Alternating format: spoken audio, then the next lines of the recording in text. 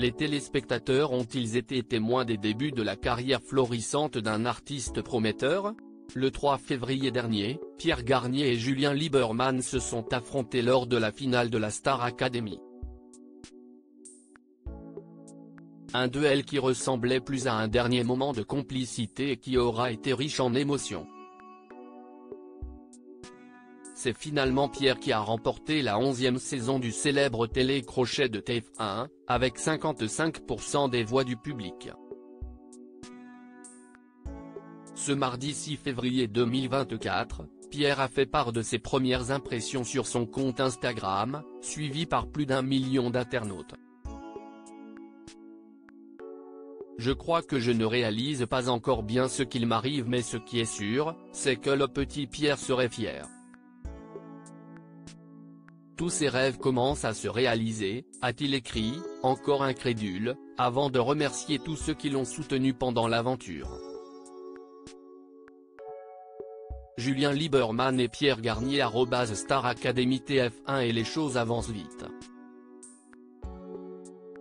En effet, sa première chanson, qu'il a composée intitulée Ce qu'on était, est disponible depuis ce mercredi 7 février 2024. Un titre qu'il avait interprété lors du prime final, en duo avec Dadju, même si la version studio du single a déçu certains fans du vainqueur. Des critiques que le jeune homme a pris avec philosophie, pas vexé pour un sou. Une candidate de la promotion 2023 sur le futur album de Pierre ? Depuis sa sortie, Pierre multiplie les apparitions à la télévision et enchaîne les interviews. Pour Brut, il a accepté de réaliser une vidéo au cours de laquelle il répond aux questions des internautes.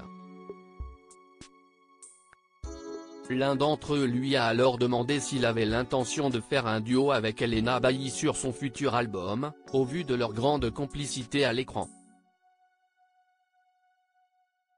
Et contre toute attente, c'est avec une autre de ses camarades que le Normand de 21 ans souhaiterait collaborer.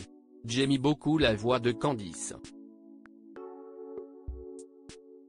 Je trouve que c'est une voix très particulière, très douce. Même si toutes les filles chantent bien, j'aimerais bien faire un duo avec Candice sur une chanson un peu love, je pense que ça peut être grave cool. A-t-il répondu. Candice Vernet @TF1 Pierre s'était affiché très complice avec Candice Vernet au début de la compétition, avant qu'il ne se rapproche d'Elena. Ces deux derniers ont par la suite développé une relation ambiguë, qui a beaucoup fait jaser. Car si celui qui a tapé dans l'œil de Cassandra Julia est officiellement célibataire, ce n'est pas le cas de la jolie Belge. Mais bien qu'ils aient été interrogés plusieurs fois à ce sujet, les deux académiciens persistent et signent, ils ne sont que des amis très proches.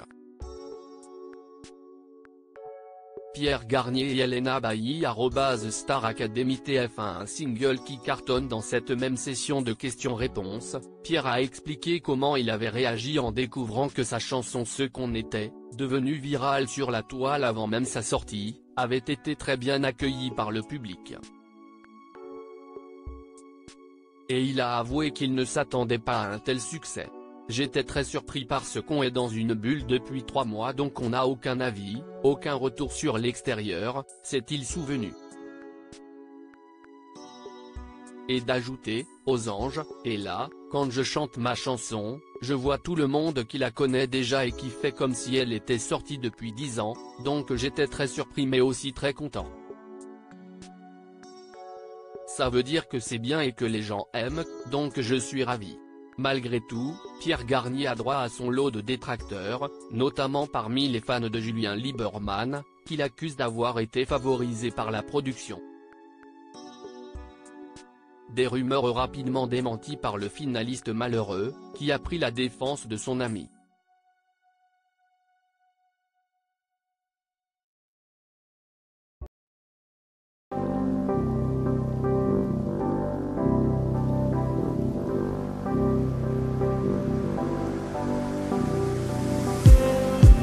Just need